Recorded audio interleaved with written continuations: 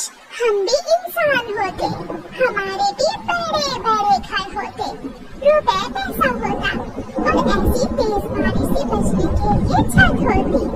पिंकों के टूटे फूटे घोंसले में बैठी रानो चिड़िया ऐसे सोच रही थी। चिड़िया अपने घोंसले में बैठी दूर दूर तक देख रही थी। जंगल में बारिश की आवाज ने शोर मचा रखा था। मिठू तोते को दूर से ही चिड़िया आता हुआ देख लेती है। टूट गया, मेरा घोंसला टूट गया। चिड़िया जो दाना बचा कर रखा हुआ था वो भी पानी में बह गया, सब बर्बाद हो गया। ऐसा कहते हुए तोता रोने लगता है। तोते भैया, मैं तो पहले से ही चिंतित थी। कल से बारिश लगी हुई है, आखिर ही हमारे पिंकों के घोंसले कब तक टिकेंगे? इन्हें तो ढूंढना ही है। सुना है कौवा और कौवी घने जंगल में किसी सुरक्षित जगह पर जा रहे हैं। चलो चिड़िया, हम उन कौवों के पास जाते हैं और हम भी उन्हीं के साथ चले जाते हैं।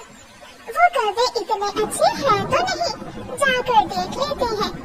कालू, हौसला उठाओ और मेरा दाना ढूंढो।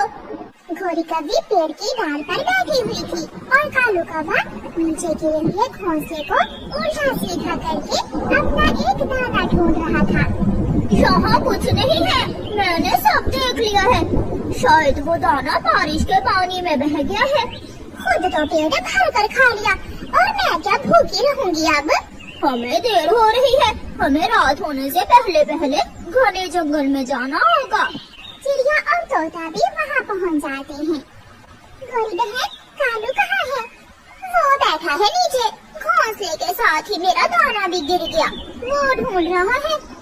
कालू कौवा भी वहाँ आ जाता है। कौवे कौवे, सुना है आप घने जंगल में किसी सुरक्षित जगह पर जा रहे हो? हाँ, वहाँ एक बड़ा सा लोहे का बना हुआ घर है। हम तेज बारिश में वहाँ बैठकर खुद को बारिश से बचा सकते हैं। हमें भी अपने साथ ले जाओ, मेरा और तोते का घोंसला भी टूट गया है। कौवे भैया, हम सब एक जगह एक साथ होंगे तो एक दूसरे की मदद भी कर सकेंगे।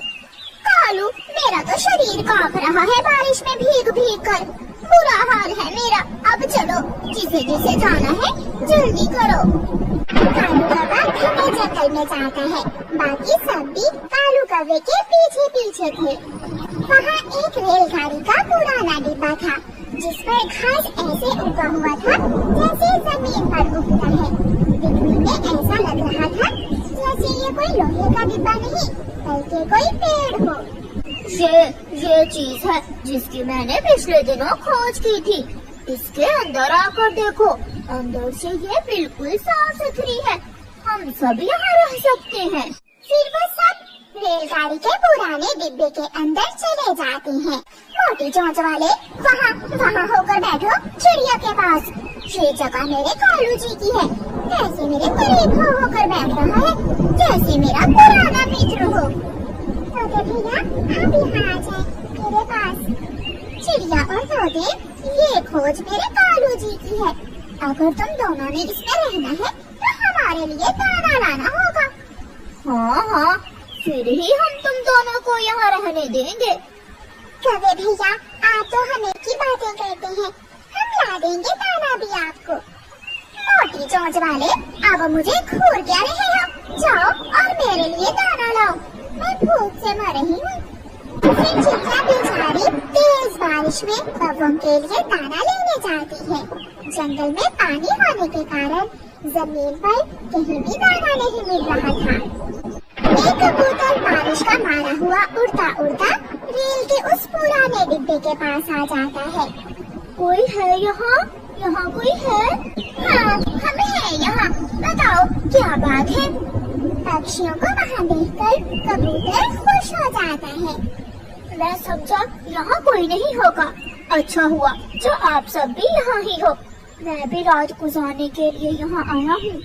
ना, ये अब हमारा घर है और हम अपने घर में किसी को नहीं आने देंगे। कौवे और कौवी, मैं कबूतर हूँ, तुम्हारा पुराना जाने वाला। क्या तुम मुझे भी नहीं आने दोगे?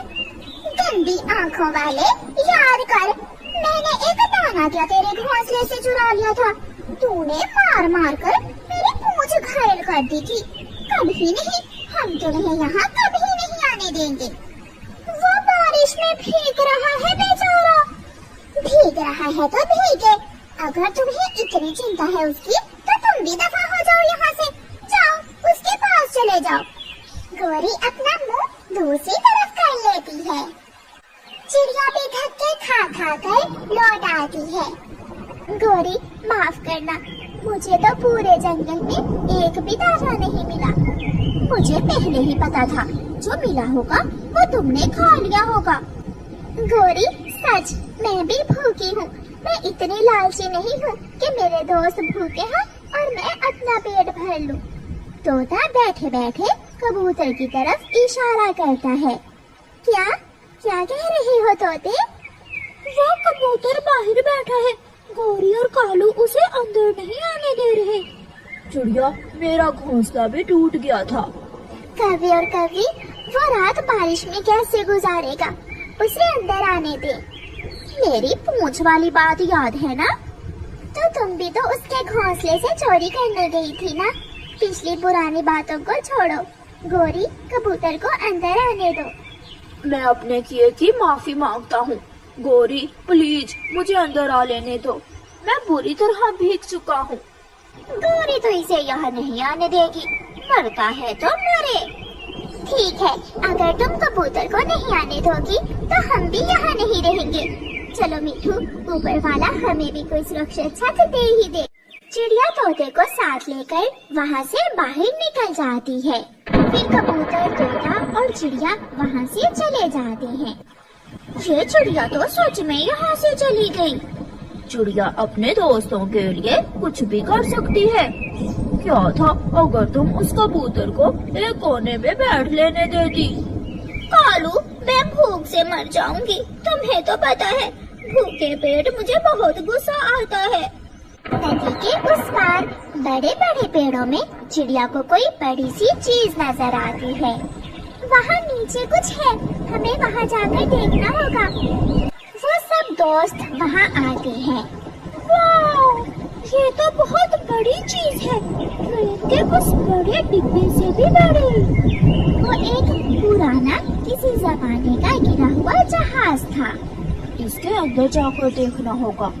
फिर वो सब उसके अंदर जाते हैं। ऊपर वाले ने हमारी सुन ली। यहाँ तो छत भी है और खाने को भी चीजें पड़ी हैं। वो सब बहुत खुश होते हैं। चिड़िया चिड़िया, ये चीजें इंसानों का भोजन है। हवाई जहाज के सफर में इंसान ये चीजें खाते हैं। उन्हें छत मिल गई थी, अब वो बारिश से सुरक्षित थे और भोजन भी था। वो सब बहुत खुश थे।